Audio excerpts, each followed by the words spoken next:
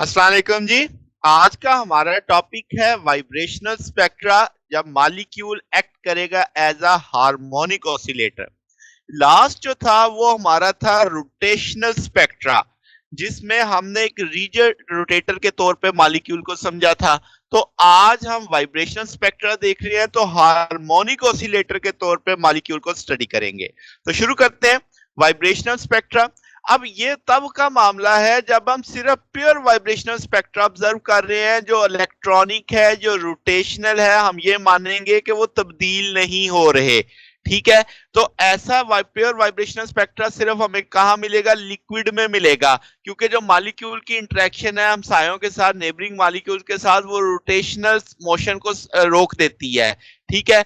अब इसमें दो तरह के मॉलिक्यूल हम पढ़ चुके हैं, हेटेरोन्यूक्लियर मॉलिक्यूल्स, जो दो डिफरेंट होते हैं, जैसे HCl CO, जिनके अंदर बॉन्ड लेंथ डिफरेंट होती है। तो आपके पास इंट्रिंसिक इलेक्ट्रिक डाइपोल मोमेंट ये कैरी करते हैं।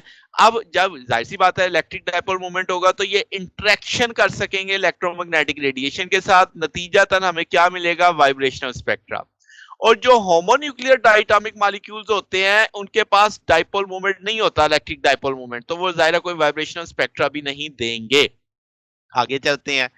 अब आपके पास अगर हम एनर्जी देखें, डायटोमिक मॉलिक्यूल का मामला देखें, तो हम डायटोमिक मॉलिक्यूल में जानते हैं दो मॉलिक्यूल हैं, दो एटम्स होंगे ए और बी, उनके बीच के जो इक्विलिब्रियम डिस्टेंस है उसे हम आर ई मान लेते हैं कि ए और बी के बीच में जो इक्विलिब्रियम डिस्टेंस है वो आर ई है। अब अगर मैं कहूं कि पोटेंशियल एनर्जी डायटोमिक की तब्दील होगी जब आर बदलेगा, ठीक है, ए और बी के बीच की दूरी बदलेगी। अगर मैं कहूं कि आपके पास ये कर्व मिनिमम कॉरेस्पॉन्ड करेगी normal configuration of the molecule पे, यानी कि आपके पास ये जीरो होगी, यानी आर बराबर होगा जब आर ई पे, तो उस वक्त कोई पोटेंशियल एनर्जी का कंसेप्ट नहीं होगा। जब ये इससे दाएं बाएं होगा तभी उसमें एनर्जी की तब्दीली आएगी। मिसाल के तौर पे कि आपकी एनर्जी बढ़ के E1 होगी, जैसे आप यहाँ पे E1 देख रहे हैं, ए और बी के बीच में दूरी कम हुई है। अब ऐसा किस वजह से हो सकता है? एक्सटेंशन, यानी ये परे चला गया, या कंप्रेशन। तो अब बॉन्ड में जब एक्सटेंशन या कंप्रेशन आएगी तो अब आपने ए को तो स्टेशनरी रखा हुआ है, यानी आर जीरो वाले एक्सिस पे आपने रखा हुआ है, इस तरफ जाएंगे तो आर बढ़ेगा, तो ए की जगह नहीं बदल रही। ठीक है। तो बी एक तरह से अब ओसिलेट कर रहा है, या इसके करीब आएगा या इससे दूर जाएगा। तो अब मजीद अगर आप एनर्जी बढ़ा देते हैं, जैसे आप ऊपर E2 वाला मामला देखो, तो अब ओसिलेशन ज्यादा विग्रस हो जाती है आपके पास, तो बॉन्ड डिस्टॉर्ट हो जाएगा अपनी इक्विलिब्रियम पोजीशन आर ई के लिहाज से। ठीक है। तो अब ये एक स्प्रिंग की तरह करेगा, हुक्स लॉ, यानी इसमें लागू हो जाएगा F is equal to minus k are minus are e. तो ये आर हो जाएगा, ये आर ई आ जाएगा आपके पास। अच्छा जी। तो अब आपके पास F यहाँ पे किस तौर पे एक्ट करेगा? रिस्टोरिंग फोर्स, के फोर्स कांस्टेंट है, R आपका इंटर न्यूक्लियर डिस्टेंस होगा। ठीक है। अब अगर मैं कहूं इस केस में एनर्जी कितनी होगी, तो आप लिख सकते हो 1/2 के are minus are E whole square आ जाएगा।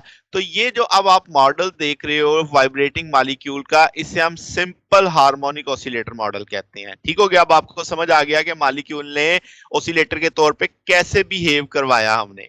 अब अगर हम इसकी फ्रीक्वेंसी देखें वाइब्रेशन की, तो डायटोमिक मॉलिक्यूल में दो मैसेज होंगे, M1 M2, जो एक तरह से हम मानेंगे स्प्रिंग के साथ जुड़े हुए हैं।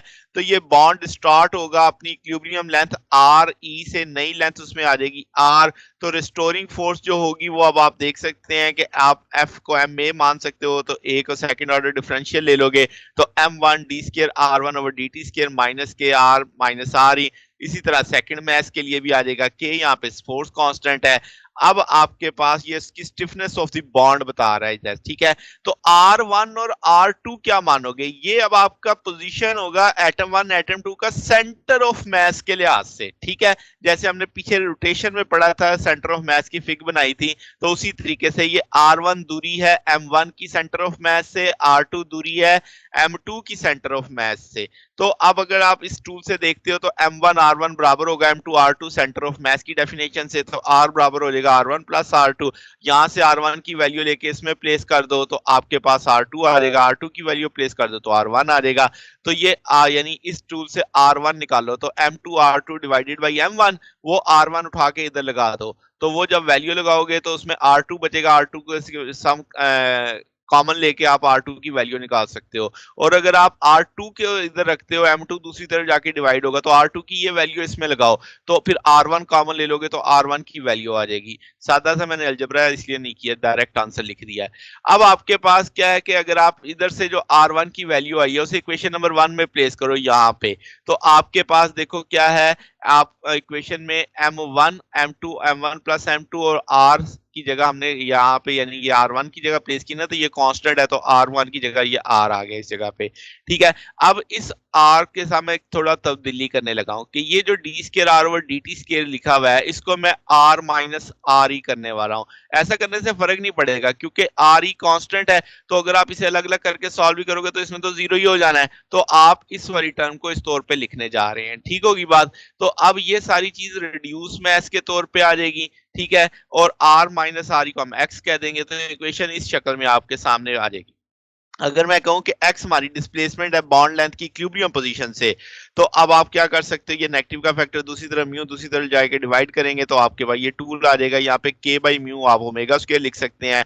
तो ये इक्वेशन आ गई, ये सिंपल हार्मोनिक मोशन की जिसकी फ्रीक्वेंसी ऑफ वाइब्रेशन के साथ, तो अब आप ओमेगा यहाँ पे फ्रीक्वेंसी आ जाएगी, तो आप निकाल सकते हैं कि म्यू बराबर है किसके 1/2 pi square root k by m के। ठीक है, और ये फ्रीक्वेंसी 2 पाई होता है ना, ओमेगा 2 पाई f के बराबर होता है, तो वहां से ये निकाली, ये ओमेगा थी ना, तो वो वैल्यू प्लेस की है कि यहाँ पे इस जगह पे कि सिंपल ओमेगा होती है square root k by m, omega होता है 2 पाई न्यू, 2 पाई दूसरी तरफ चला गया और ये सिंपल आपके पास ये 2 आ गया।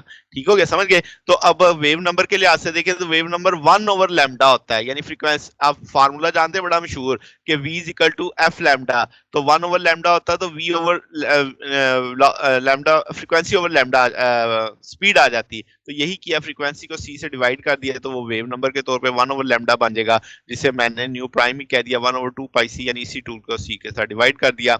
अब अगर हम एनर्जी लेवल की बात करें तो वाइब्रेशनल एनर्जी भी मॉलिक्यूलर एनर्जीज की तरह क्वांटाइज्ड है। क्या मतलब कि सिर्फ मखसूस वाइब्रेशनल एनर्जीज ही आ सकती हैं जो हम श्रोडिंगर इक्वेशन की मदद से कैलकुलेट कर सकते हैं।